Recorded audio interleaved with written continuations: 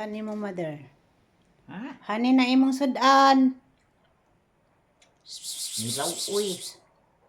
Burn out guys dahil bagyo. Kaya wala tayong kuryente. Yan ulam ni mother, naglauoy tayo. Mayroon tayong sitaw, okra, kalabasa, ubi, malunggay. At sinubakan lang natin ng isang isdang prito. Yung tira lang na prito yan kahapon. Yan lang po ulam namin dito ngayon. Bagyo po dito sa amin. O, pangagda. Muunta.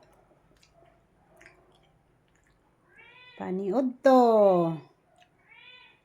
Okay ra timpla? Ganito palagi pinapaulam ko ni mother guys. Dahil ito ang pagkain na healthy. Bawal sa kanya yung mga mamantika. Kaya lagi po akong naglauoy or nagulay para po ulam niya. Para iwas taas ng cholesterol. Dahil bawal sa kanya ang puro mantika. Mas healthy daw ang gulay na lauoy lang.